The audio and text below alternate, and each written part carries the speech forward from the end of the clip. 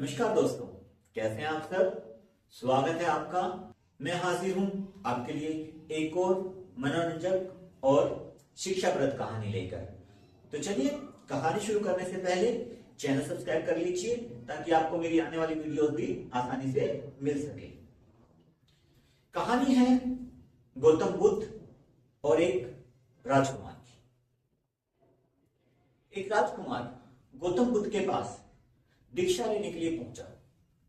उसने कहा कि प्रभु, मैं भी आप ही की तरह भिक्षु बनना चाहता हूं और आपकी तरह परम सुख को पाना चाहता हूं।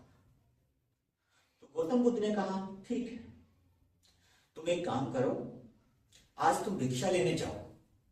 और भिक्षा लेने के लिए गौतम बुद्ध ने उन्हें अपनी ही एक शिष्या के यहां भेज दिया, जो कि एक वेश्या थी, लेकिन अब दीक्षा पाकर एक संत बन चुकी थी। अब वह राजकुमार रास्ते चलते चलते सोचने लगा कि अब तो मुझे साधारण सा ही भोजन मिलेगा, क्योंकि राजकुमार तो मैं रहा नहीं।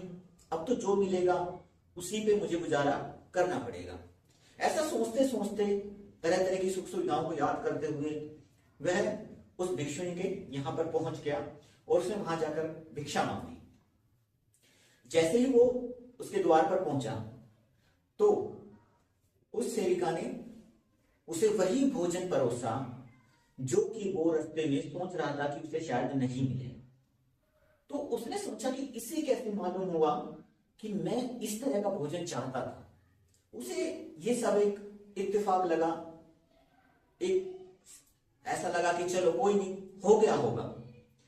लेकिन अब बस वो भोजन कर ही रहा था कि उसे याद आया कि अक्सर महल में तो वो भोजन के बाद कुछ देर विश्राम कर लेता था। तो अब यहां तो वो विश्राम होगा नहीं, यहां तो बस भोजन कर लिया है, अब उसके बाद तुरंत मुझे लौटना पड़ेगा, इस धूप में ही मुझे वापस जाना पड़ेगा। वो इतना सोच ही रहा था कि तुरंत उस शिष्य ने कहा कि सुनिए संत, आपने भोजन कर लिया हो तो मैंने आपके लिए बिछौना लगा दिया है, आप कुछ देर विश्राम कर लीजिए। इस पर तो राजकुमार एकदम से, अब इसे कोई वो इत्तेफाक नहीं समझ सकता था। यहां पर उसके मन ने कहा कि ऐसा कैसे, मैंने जो भोजन चाहा वही भोजन इन्होंने मुझे परोसा, उसके बाद मैं विश्राम करना चाहता था तो इन्होंने विश्राम के लिए भी मुझे ये सारा सुविधा करके दे दी, ऐसा कैसे। तब वो इतना सोच ही रहा था कि तुरंत उस सेविका ने कहा कि आप इतना ना सोचिए और आप विश्राम कीजिए। अब तो बस राजकुमार से रहा ना गया और उसने कहा कि ऐसा कैसे, क्या आप मेरे मन की बातें पढ़ लेती हैं। तब सेविका ने कहा कि हाँ, गौतम बुद्ध की यही महिमा है कि उन्होंने मुझे इस लायक बना दिया कि पहले मैं सिर्फ अपने विचार पढ़ती थी, अब मैं सामने वाले के विचार भी पढ़ लेती हूँ। इस पर तो राजकुमार से वहां रुका ना गया। क्यों?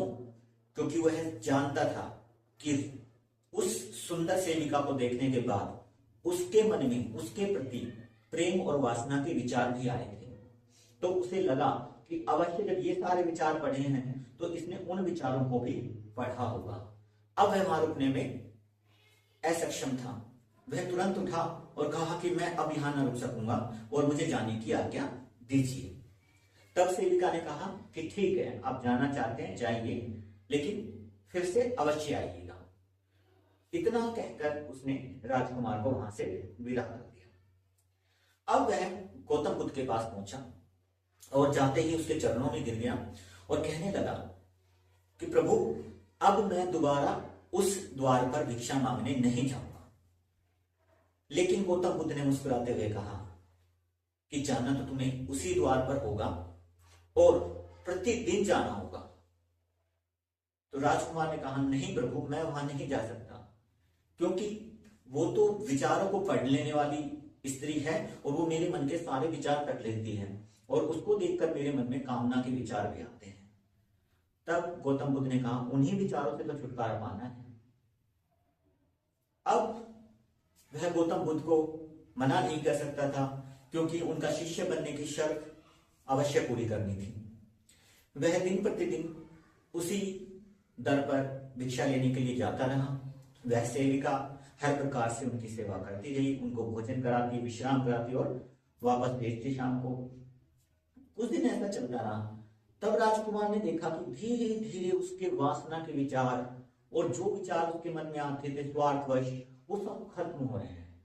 और अब वो बिल्कुल ऐसा हो गया था कि वह अपने विचारों को रोक पाने में सक्षम था। पूर्ण रूप से उसके विचार बदल चुके थे। तब उसने गौतम बुद्ध के चरणों में गिरकर फिर से कहा कि प्रभु, जो मैं पाना चाहता था वो मैंने पा लिया। तो आई होप स्टोरी आपको पसंद आई होगी। मिलते हैं नेक्स्ट वीडियो में, तब तक शेयर कीजिए, चैनल को सब्सक्राइब कीजिए और वीडियो को लाइक कीजिए।